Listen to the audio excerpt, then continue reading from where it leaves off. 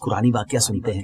آئیے، اللہ تبارک و تعالیٰ نے قرآن مجید فرقان حمید میں اس واقعے کو بیان فرمایا، اور یہ واقعہ کچھ یوں ہے کہ حضرت سیدنا داؤد علیہ نبینا علیہ السلام کی قوم کے 70,000 لوگ، 70,000 افراد عقبہ کے پاس سمندر کے کنارے ایلا نامی گاؤں میں رہتے تھے۔ ایک ویلیج تھا، اس کا نام ایلا تھا، اور یہ واقعہ بڑا مشہور ہے، بڑا زبردست قرآنی واقعہ ہے۔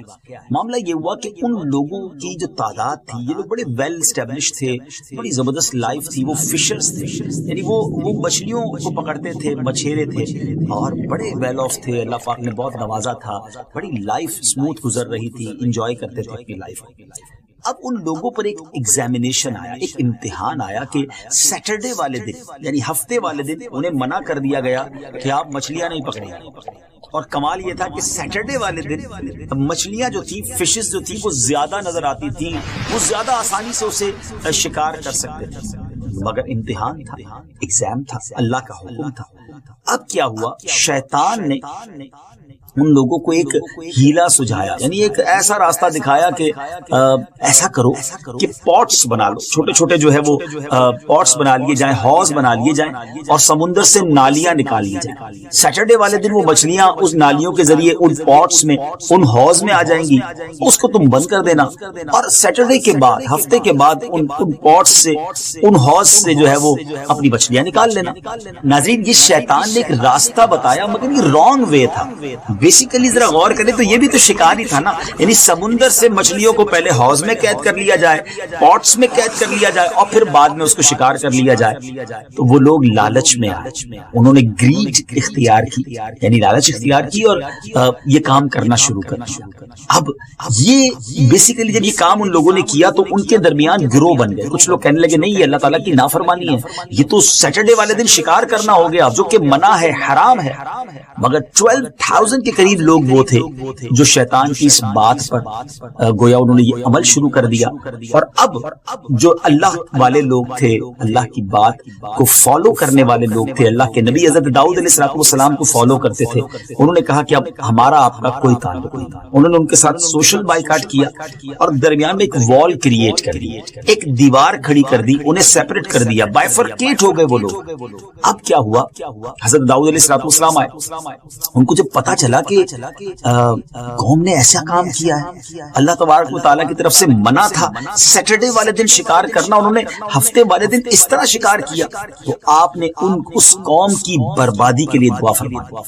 اب کیا ہوا ناظرین، ایک دن ایسا آیا کہ دیوار کے اس طرف، اس بڑی وال کے اس طرف جو 12,000 لوگ رہتے تھے، ادھر سے کوئی آواز نہیں آئی۔ تو یہ لوگ حیران ہوئے کہ اس برابر سے کوئی باہر بھی نہیں آیا، کوئی وائس بھی نہیں آ رہی ہے، معاملہ کیا ہے؟ تو جب اس قوم کے کسی فرد نے اس دیوار کو، اس وال کو جب چڑھ کر اس طرف دیکھا، تو وہ دیکھ کر حیران ہو گئے کہ وہاں تو 12,000 لوگ بندر بن چکے ہیں۔ جی ہاں ناظرین، 12,000 لوگ منکی بن چکے تھے، ان کے چہرے مسخ کر دیے گئے تھے۔ اب وہ بیچ میں جو ڈور تھا اس کو کھولا گیا، اور جب اس ڈور کو کھولا گیا تو وہ لوگ جب ادھر آئے تو حیران ہو گئے کہ جسم انسانوں والا اور چہرہ بندروں والا، اور ایک دوسرے کو پہچان بھی نہیں پا رہے تھے۔ اچھا، جو بندر تھے نا، وہ اپنے رشتہ داروں کے کپڑوں کے پاس آ کر، ان کے پاس آ کر انہیں سونگتے تھے، آنکھوں سے آنسو بہاتے تھے، مگر رشتہ دار پہچان نہیں پاتے تھے کہ یہ کون ہے۔ 3 دن تک 12,000 افراد بھوکے پیاسے رہے، اور آخرکار تمام 12,000 لوگ دنیا سے چلے، مارے گئے۔ ناظرین، یہ عذاب تھا اللہ تبارک و تعالیٰ کی طرف سے، ایک ایسا ایگزام تھا اس قوم کا جس میں باقی لوگ تو سکسیسفل ہو گئے، مگر یہ 12,000 رب کی نافرمانی کرنے کی وجہ سے، حرام روزی کمانے کی وجہ سے بندر بنا دیے۔ حکم الہی ہوا، یہ ان پر عذاب نازل ہوا، اور 12,000 لوگوں کے چہرے مسخ کر دیے گئے، بدل دیے گئے۔ کہ پچھلی قوموں میں عذاب ہوا۔ ناظرین، ایک اور واقعہ، اور وہ بھی دل ہلا دینے والا واقعہ۔ ایک بزرگ فرماتے ہیں کہ ہم لوگ 3 آدمی ایک ساتھ یمن جا رہے، اور ہمارا ایک ساتھی حضرت ابوبکر صدیق رضی اللہ تعالیٰ عنہ، حضرت عمر رضی اللہ تعالیٰ عنہ کی شان میں بد زبانی کر رہا تھا، نازیبہ باتیں کر رہا تھا۔ ہم لوگ اس کو بار بار منع کرتے تھے، مگر وہ اپنی حرکت سے باز نہیں آتا تھا۔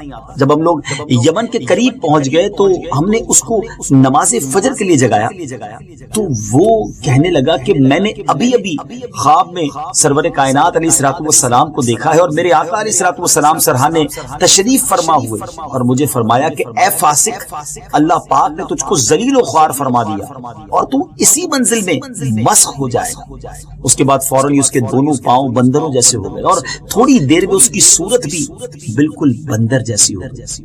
ہم لوگوں نے نماز فجر کے بعد اس کو پکڑ کر اونٹ کے پالان پر بٹھایا، یعنی کیمل کے اوپر اسے بٹھایا، رسیوں سے اسے باندھا اور وہاں سے روانہ۔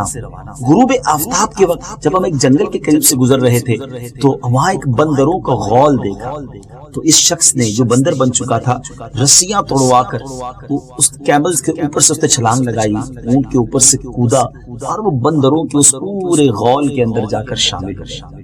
ہم لوگ حیران ہو کر تھوڑی دیر تک وہاں ٹھہرے تاکہ ہم یہ دیکھ سکیں کہ بندر اس کو ایکسپٹ کرتے ہیں کہ نہیں۔ ہم نے دیکھا کہ یہ بندروں کے پاس جا کر بیٹھ گیا، ہم لوگوں کی طرف بڑی حسرت کے ساتھ دیکھتا تھا اور اس کی آنکھوں سے آنسو جاری تھے۔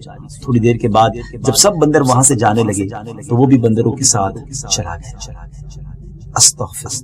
ناظرین، دیکھا اللہ والوں کی گستاخی، اللہ والوں کی شان میں بد زبانی، اور بالخصوص صحابہ کرام اور اہل بیت کا جو مرتبہ ہے اسلام میں، ایسی بزرگ ہستیوں کے بارے میں تو ہمیشہ اچھی بات، پیاری بات، کبھی ہماری زبان سے کسی کی بے ادبی نہیں ہونی چاہیے۔ اللہ پاک ہمیشہ ہمیں سب کا باادب۔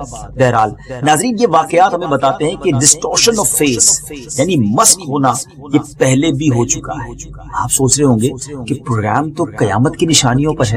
آئیے میں یہ تمام باتیں اس لیے آپ کے سامنے بیان کی کہ آپ کو اندازہ ہو کہ یہ مسخ ہونا ہوتا کیا ہے اور کیا یہ پہلے بھی کبھی ہوا ہے۔ تو جی ہاں، پہلے بھی ہو چکا ہے اور قیامت سے پہلے بھی ہوگا، اور یہ احادیث سے ثابت ہے۔ انشاءاللہ ہم آپ کو حدیثیں بھی سنائیں گے، مگر یاد رہے کیونکہ نبی پاک علیہ الصلوۃ والسلام کی ہم امت سے ہیں تو ایسا نہیں ہوگا کہ سارے ہی لوگوں کے چہرے مسخ ہو جائیں گے، بلکہ کچھ ایسے بدنصیب ہوں گے جن کے قیامت سے پہلے چہرے مسخ ہوں گے۔ وہ کب ہوگا اور کیسے ہوگا آپ کو بتاتے ہیں، مگر ایک اور عبرتناک واقعہ بخاری اور مسلم شریف کی حدیث میں ہے کہ حضرت ابو ہریرہ رضی اللہ تعالیٰ عنہ فرماتے ہیں کہ رسول اللہ صلی اللہ علیہ وسلم نے فرمایا، جو اپنا سر امام سے پہلے اٹھا لیتا ہے اور اس سے نہیں ڈرتا تو اللہ اس کے سر کو گدھے کی طرح کر دیتا ہے۔ استغفر اللہ ربی من کل ذنب واتوب الیہ۔ ہم بظاہر تو اس کو بہت چھوٹا سا معاملہ سمجھتے ہیں، لوگ نمازیں پڑھ رہے ہوتے ہیں اور ہم دیکھتے بھی ہیں کہ وہ امام سے پہلے چل رہے ہوتے ہیں، امام سے پہلے رکوع سے سر اٹھا لیتے ہیں، امام سے پہلے ہی سجدے سے سر اٹھا لیتے ہیں۔ مگر یاد رہے ہماری شریعت میں یہ بڑا جرم ہے، یہ بڑی مسٹیک ہے، ایسا بالکل نہیں کرنا چاہیے کیونکہ اس پر صورت بگڑ جانے یعنی مسخ ہو جانے کی گویا وعید موجود ہے، پنشمنٹ ہو سکتی ہے۔ اگر آج اللہ عز و جل کا ہم پر یہ عذاب نازل نہ بھی ہو تو یہ نبی پاک علیہ الصلوۃ والسلام کی رحمت کا صدقہ ہے، مگر بعض نادان ہو سکتا ہے اس وقت بھی ہمیں سن کر سوچ رہے ہو کہ یار ایسا کیسے ہو سکتا ہے، اتنی سی غلطی پر کیا اتنی بڑی سزا مل سکتی ہے۔ دیکھیں حدیث پاک ہے اور ہمیں اس پر ہمیشہ عمل کرنا ہے، ڈرنا ہے ان چیزوں سے کہ نہیں ہمیں یہ کام نہیں کرنا، جو اللہ رسول نے فرمایا اس پر عمل کرنا۔ اسی حدیث پاک کی شرح میں حضرت علامہ ملا علی قاری رحمۃ اللہ تعالی ایک عجیب واقعہ بیان فرمایا کہ ایک محدث دمشق سیریا میں ایک مشہور شیخ تھے، حدیث سیکھنے گئے اور وہ شیخ پردے میں رہ کر انہیں حدیث پڑھاتے تھے، حالانکہ وہ مرد تھے، مرد تو پردہ نہیں کرتے نا۔ تو ایک بار ان کے اسٹوڈنٹ نے بڑا اصرار کیا کہ حضور اپنا چہرہ تو دکھائیے نا، آپ پردے میں بیٹھ کر پڑھاتے۔ جب انہوں نے چہرے سے پردہ اٹھایا تو ان کی صورت گدھے جیسی تھی۔ فرمایا کہ میں اس حدیث کے بارے میں اس کو عقل میری مانتی نہیں تھی، میں اس حدیث کو حقیقت نہیں سمجھتا تھا، اور آزمائش کے طور پر میں امام سے آگے سر اٹھانے لگا، امام سے پہلے سر اٹھانے لگا اور میں اس مصیبت میں گرفتار ہوں۔ ناظرین، یہ واقعات ہو سکتے ہیں، ہمیں ڈرنا چاہیے۔ اللہ کے عذاب یا اللہ تبارک و تعالیٰ کی طرف سے جو پنشمنٹ ہے نا، اس کو مذاق نہیں سمجھنا چاہیے اور اس کو ایگزام نہیں کرنا چاہیے۔ یہ پہلی قوموں کے انداز تھے جو انبیاء کرام علیہ الصلوۃ والسلام کو کہا کرتے تھے، آپ قرآن پڑھے تو صحیح، وہ کہتے تھے اگر تم سچے ہو تو ہم پر عذاب لے آؤ۔ یہ تو کفار کا طریقہ رہا اور پھر پنشمنٹ آئی، پھر عذاب آئے ان پر۔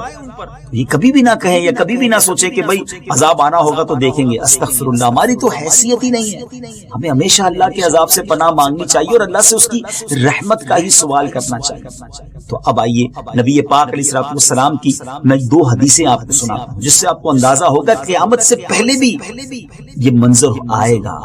حدیث پاک میں نبی پاک علیہ الصلوۃ والسلام نے فرمایا کہ قیامت سے پہلے میری امت کے آخری زمانے میں زمین کا دھسنا، شکلوں کا بدلنا اور پتھروں کا برسنا، اللہ اکبر، یعنی زمین گویا دھس جائے، پتھر برسے اور چہرے مسخ ہو جائیں۔ نبی پاک علیہ الصلوۃ والسلام کی ایک اور حدیث پاک ہے، پیارے آقا علیہ الصلوۃ والسلام نے فرمایا اے انس، لوگ مختلف شہر آباد کریں گے، ان میں سے ایک شہر ہے جسے بصرہ کہا جائے گا، تو اگر تم وہاں سے گزرو تو اس میں جاؤ تو وہاں کی کھاری زمین سے اور وہاں کے مقام کلا سے اور وہاں کے باغات، بازار اور وہاں کے امیروں کے دروازوں سے بچنا، کیونکہ وہاں زمین دھسنا، پتھر برسنا اور زلزلے، اور ایک قوم رات کو سوئے گی اور صبح اٹھے گی تو بندر اور سور بن جائے گی۔ ناظرین، علماء فرماتے ہیں کہ بصرہ میں اب تک یہ نشانی ظہور پذیر نہیں ہوئی ہے، یعنی ابھی تک یہ نشانی ہونا باقی ہے۔ ہم اللہ پاک سے دعا کرتے ہیں کہ اللہ پاک ہم پر اپنا خاص رحم فرمائے اور ہمیں ان عذابوں سے محفوظ فرمائے۔ اس کے ساتھ ہی ناظرین اب یہ بھی نیت کرنی ہے کہ ایسے بے ادبی والے معاملات سے شریعت کے جو احکام ہیں اس کو ڈس اوبے نہیں کرنا، اس پر عمل کرتے چلے جانا۔